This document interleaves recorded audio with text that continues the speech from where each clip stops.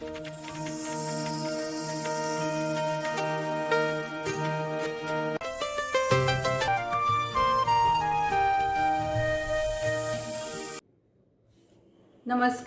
मी संजीवनी शिंत्रे. शब्द संजीवनीमध्ये तुमचं पुन्हा एकदा स्वागत. आज मी तुमच्यासाठी घेऊन आली आहे जॉयस्टिक हे सोनाली नवांगुळ यांचं पुस्तक. या पुस्तकामध्ये लहान मुलांना आवडतील अशा खूप छान गोष्टी आहेत. हे पुस्तक माऊस पब्लिकेशननी काढलेलं आहे. या पुस्तकातली एक गोष्ट तुम्हाला फार आवडेल. जुई आणि चिनार ही दोन मुलं असतात. जुई आणि चिनार इतकी गुढी असतात की लोकांना ती खूप आवडत असतात. वेळच्या वेळी अभ्यास करणं, आईवडिलांचं सगळं ऐकणं, जमेल तसा कामामध्ये स्वतःचा हातभार लावणं, हे सगळं ते करत असतात. पण ते खूप उदास असतात. त्यांना वाटत असतं की आपला जगाला काहीच उपयोग नाही.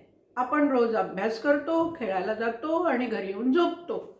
झाडांचा कसा उपयोग होतो, झाडं कशी सगळ्यांना उपयोगी पडतात, काही ना काही आपल्या प्रत्येक अवयवापासून जगासाठी काम करत असतात. आपला तसा काहीच उपयोग नाही. तर एकदा काय होतं, त्यांच्या इथे भैरू नावाचा एक जादूगार येतो. तो जादूगार इतका जादू करण्यामध्ये प्रवीण असतो की कुठल्याही वस्तूत तो रूपांतर करू शकत असतो. तर जुई आणि चिनार यांना खूप मजा वाटते. ते त्याच्याकडे जातात आणि त्याला म्हणतात की भैरू दादा, तू जादूगार आहेस ना, तू कोणत्याही वस्तूत रूपांतर करू शकतोस ना, तर आम्हाला हे लहान मुलं, गुणी बाळं असण्याचा फार कंटाळा आला आहे. आम्हाला जगासाठी उपयोगी पडायचं आहे. त्यामुळे आम्हाला तू काहीतरी उपयोगी वस्तू आमची कर. म्हणजे आम्ही जी लहान मुलं आहोत ती कुठल्या तरी दुसऱ्या जर उपयोगी वस्तूत तू त्याचं रूपांतर केलंस तर आमच्या जगाला उपयोग होईल. भैरूदादा त्यांना सांगतो की अरे, असं काही नसतं. जादू हे सगळं वैज्ञानिक नियमांवरतीच असते. असं काही होत नाही. तरी ती मुलं हट्टच धरतात. ते म्हणतात तू आम्हाला झाड कर. भैरूदादा आधी तयार नाही होत, पण तो म्हणतो ठीक आहे. तो काहीतरी हिप्नोटाईज नावाचा प्रकार करतो आणि त्या मुलांना झाड करतो. मग चिनार होतो चिंचेचं झाड आणि जुई होते चाफ्याचं झाड. मग पुढे काय होतं हे जर तुम्हाला समजून घ्यायचं असेल तर तुम्हाला जॉयस्टिक हे पुस्तक वाचायला लागेल. पण ही एकच गोष्ट नाही आहे बरं का त्या पुस्तकामध्ये आणखीन इतरही गोष्टी आहेत.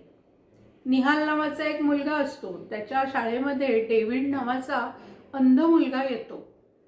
निहालला माहीतच नसतं की अंध माणसं कशी जगतात, त्यांचं आयुष्य कसं असतं, ते आजूबाजूचं जग कसं समजून घेतात. मग निहाल डेव्हिडशी मैत्री करतो आणि अंध माणसं या जगाकडे कसं बघतात, जगाला कसं समजून घेतात, हे निहाल ते डेव्हिडकडनं शिकतो. त्यानंतर अजून एक गमतीशीर गोष्ट आहे. चारू नावाची एक मुलगी असते. तिच्या शेजारी अर्णवदादा आणि अमृताताई राहत असतात. तर अर्णवदादा आणि अमृताताई काय पाळतात माहिती आहे का? उंदीर पाळतात. त्याचं नाव असतं सुध्या. म्हणजे खरं नाव सुधाकर असतं, पण ते त्या चारूला काही आवडत नाही म्हणून ती त्याला सुध्या म्हणत असते. आणि तो उंदीर घरातलाच मेंबर कसा होतो हे या गोष्टीमध्ये सांगितले. नंतर एका मुलीची अनुमावशी असते. तिच्याकडे एक नाही, दोन नाही, भरपूर मांजरी असतात. आणि त्यांची नावं काय असतात माहिती आहे का? इना, मिना, डिका, डाय, डॉमनिका अशा 5 मांजरी असतात. आणि नंतर तर असं वाटायला लागतं की घर हे अनुमावशीचं नसून ते इनामिना डिका डाय डॉमनिका यांचं आहे की काय. आणि मग त्या घरामध्ये कशा वावरतात आणि चारू बाजूला पडते आणि मांजरींचेच कसे लाड व्हायला लागतात हे त्या गोष्टीमध्ये सांगितलेलं आहे. आणि अजून 6 जणांचा एक ग्रुप असतो. त्यांना सगळेजण छकडा असं म्हणत असतात. तर तो जो छकडा हा जो ग्रुप असतो तो स्वतःच्या गोष्टी स्वतः लिहितो.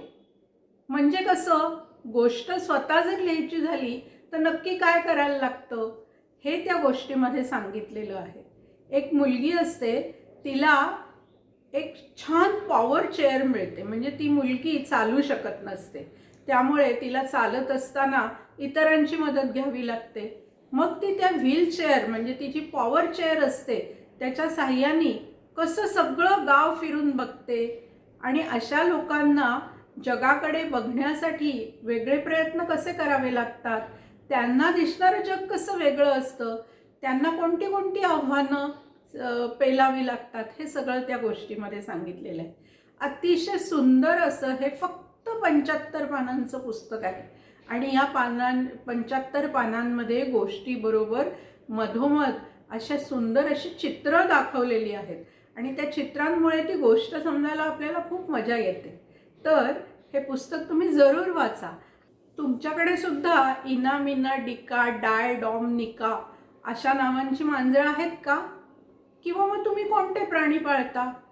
चारूच्या घराशेजारी जसा सुध्या नावाचा उंदीर होता, असा वेगळ्याच प्रकारचा पाळीव प्राणी तुम्ही पाळला आहेत का?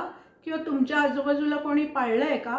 मग त्याच्यातसुद्धा काही ना काही छान जमती असतील, गोष्टी असतील तर त्या तुम्ही मला नक्की सांगा बरं का. आणि हे सांगण्यासाठी माझं शब्द संजीवनी हे चॅनल तुम्हाला सबस्क्राईब करायला लागेल. तर ते नक्की सबस्क्राईब करा, लाईक करा आणि शेअर करा. नमस्ते.